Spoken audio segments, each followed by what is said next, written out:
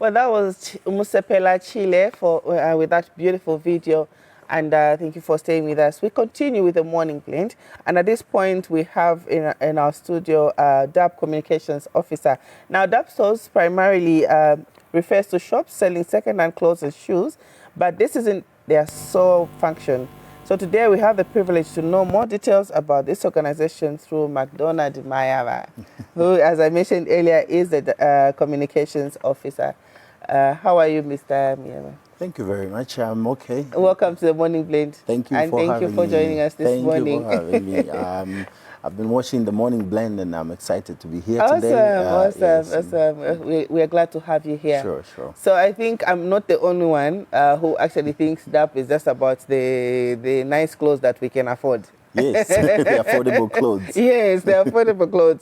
Tell us more. What is DAPP? Thank you very much and for according us this opportunity. Like you said, a lot of people know DAPP Zambia for the clothes and shoes that you find cheaply, of course. Yes. To start with, DAPP Zambia, or Development Aid from People to People in longer terms, is a local organization. We've been working in Zambia since 1986, supplementing government efforts and also supporting communities to create development within the communities, looking for local solutions to local challenges. We work in 4 thematic areas, that is agriculture, health, agriculture and climate change, health, education, community development. Yes. And the clothes and shoes shops that people know us for is a social enterprise that supports, that has various objectives. Mm-hmm. So we'll get into that a little later on, but then we believe in working with communities and bringing people together so that people can decide and foster their own development. Okay. So now when you talk about empowering communities, how does DAPP Zambia empower local communities in Zambia? Of course. So we don't say empowering communities per se, because we believe in the power of communities themselves, that they have the ability to emancipate themselves from their social challenges. Right. Our focus per se is to create the right conditions for people to come together and work. In all our projects, there is a saying that says, alone you can go fast, but if you want to go far, you need to go as a group. So in all the projects that DAPP implements, we believe in bringing people together. So you'll find that we have this people-to-people approach where we bring people together. Either if you are talking about agriculture projects, we bring people in groups called farmers clubs, where they offer each other support, they share knowledge, they share experiences, as well as ideas on how to improve their agriculture production, as well as create resilience against climate change. Most people do farming activities, for example, in isolated families and the like. Right. But when you galvanize the support and they share experiences, they help each other to access markets. Right. Some people may just grow a few crops, but if they bring those crops together, they can take those crops as a bulk to the market. So we are creating that enabling environment for people to be able to work together and improve their living conditions. And then in community development projects, we have what is called community action groups. So each group has actions to do within the communities, and that is helping, to bring social change, to bring this unity, to fight problems together and not in isolation. Yeah. So you mentioned agriculture, and community development. So I wanted to just find out from you, are there some specific sectors, or are there some specific issues that you actually target to help with, or it's just everything that each particular community is going through? So do you have specific challenges that you target, or it's just a whole? So that's a very good question, Sarah. So like I said, we have 4 thematic areas. That's agriculture and climate change, education, community development, as well as health. Right. So we have different projects, and I know in this piece of time, obviously, we cannot talk about them, all of them. But let me focus on the clothes and shoes and try to show the link that we have to other development projects. So the clothes and shoes project itself has 3 objectives. The first objective is to create jobs. Right. Through the 580 people that are working in these shops, and then we also have thousands of women that are coming to these shops, young people, women that are coming to these shops to buy clothes at a cheaper price for resale. You might understand that some people may not have the capital to, buy those bales and bulks, but DAPP is creating a mechanism where what we know in town as mwangwazis, they would come to the shops, they will buy, and a lot of young people are creating opportunities to improve their living conditions from that. Right. And then we also, the clothes and shoes also supports social development. So the money and the surplus that we make from the clothes and shoes, the DAPP clothes and shoes, goes towards supporting the social projects that we are doing in all the 10 provinces of Zambia. Right. And then the other objective is to support or contribute to the mitigation of climate change. We are saying that when you are prolonging the lifespan of clothes, you are, lessening the demand for new clothes. Right. And as you do that, you are contributing towards climate change mitigation. Because, for example, to just make this T-shirt that you are wearing, you might require about 2,700, liters of water from production to, it to come to your body. And we also noticed that about 60% of the clothes that we wear are plastic.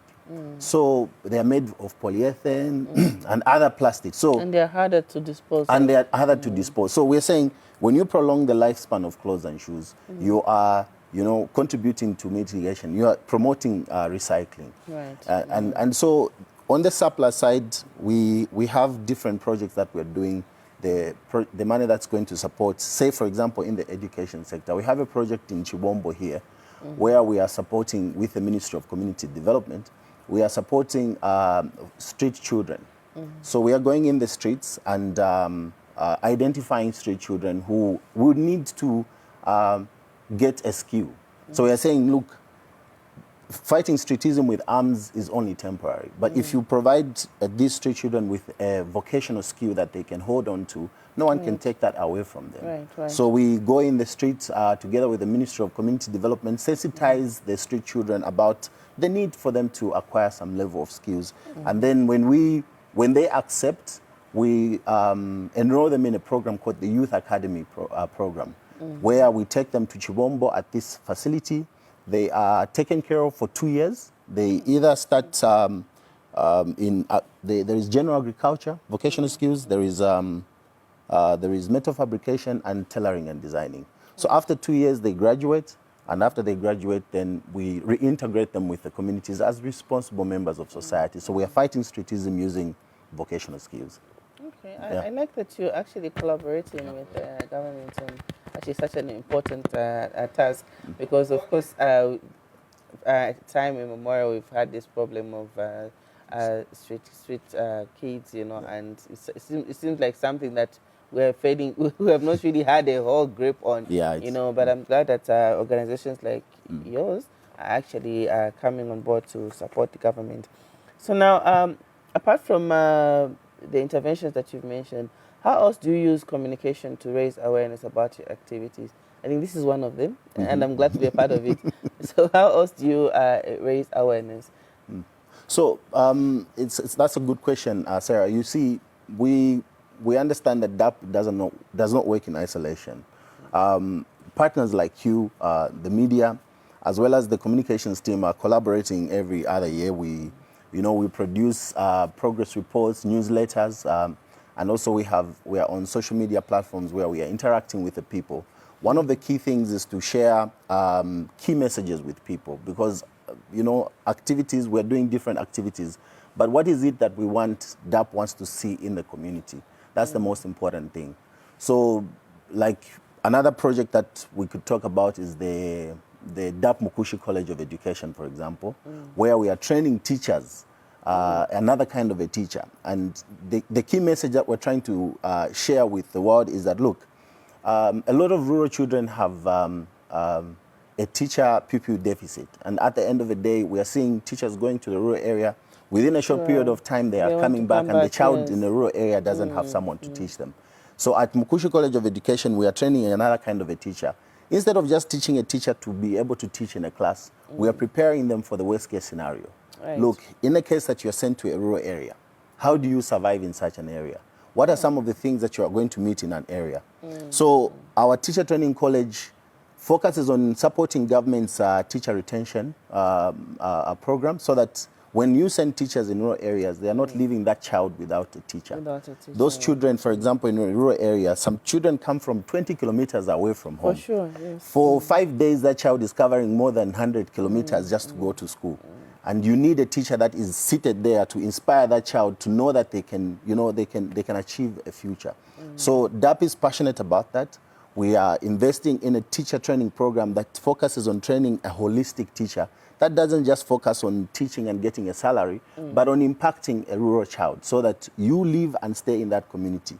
So teachers at the college are learning to do agriculture, for example, so that they can become productive when they are in the rural areas. Right. They are learning metal fabrication, they are learning bricklaying, so that if there is an issue of teacher houses, you as a teacher yourself can actually mobilize communities, sit down and work around solutions. So in everything that you have seen, we are working towards creating an environment where people are not just there to fill a space, but to make a change.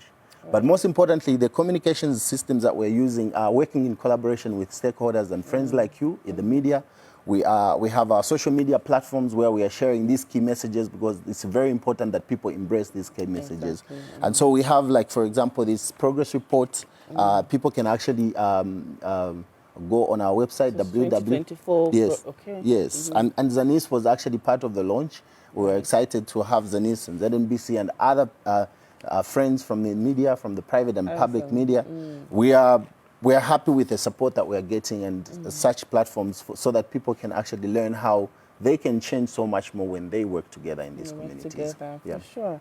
Well, I must say you're doing a really commendable job. I mean, agriculture, education, these are key areas, that most of our communities actually struggling with, and you're contributing to food security, and education, sustainability of our environment. I think this is really commendable. So, should we expect any new initiatives or areas of focus from? Of course, we continue innovating as DAPP Zambia. We are committed to, because DAPP Zambia is a friend that stays. We've been here since 1986, like we've said. We have evolved different programs and initiatives that are centered in the community to support community development and people to improve their own living conditions using local solutions. So we continue innovating. The team at DAPP Zambia is continually looking for support from local and international partners, obviously, that can help support the cause to help people improve their living conditions, fight disease, fight illiteracy, as well as access the quality of life that they need. So we continue looking for opportunities, obviously, to continue thriving in Zambia. And we are looking forward for more support, obviously, to enhance. So next time, Sarah, that you are in our DAPP shop, actually that you are supporting good causes. Exactly. That's what I was actually about to say, So we continue looking forward for support to actually go ahead with the work that we're doing. So we are exploring to continue expanding our work in the thematic areas where we are. Yeah, awesome. So as we wrap up the interview, Mr. Mayaba, what would be your last word? Okay, so just to wrap up, it's important just to state that there is power in numbers. DAPP Zambia recognizes the fact that there is more people can do when they work together. So be it in the agriculture sector, where we're working with farmers in the farmers clubs, be it in the community action groups, the trios in the HIV and the fight against HIV, and all other groups. So the most important thing is people should see the power of coming together.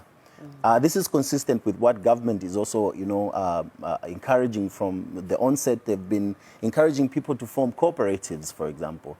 These cooperatives are a very good platform where people can actually share knowledge. Your capacities and my capacities put together can help us to achieve more. So DAPP Zambia's message is people should continue coming together. There is more benefits in coming together and taking advantage of each other's capabilities to move forward than working in isolation. Because now climate change is fighting us. It's here to stay. We must find ways to mitigate it and also remain resilient. But how so do we remain resilient if we are not working together? Awesome. I guess that's our key takeaway, Yes. working together. Working you know? together. You can only achieve so much if you say you can only achieve so much, or you can only walk Alone, alone you can go fast. Yes. But together you can go far. You can go far, exactly. So we need to work together. Collaboration, I think, as you have explained, it has worked very well for you, collaborating with other government and non-government institutions to be able to deliver the much needed services to the communities in Zambia. Well, viewers, that was Mr. MacDonald Mayaba, who's the Communications Officer for DAPP Zambia, and he's been unpacking the work that DAPP Zambia is actually doing in our communities. And I think our key takeaway from this interview, for myself as well, is that every time you purchase that shoe or that dress, that pair of trousers from DAPP, you're actually contributing towards empowerment for a community. You're helping to send a child to school. You are helping a community to actually grow and develop. You are helping a street kid to stay off the street and be empowered with necessary skills for them to be able to survive as an adult. So, Mr. Mayaba, thank you very much for being with us on this. Pleasure is all mine, Sarah. Thank you for having me. Okay, we go for a short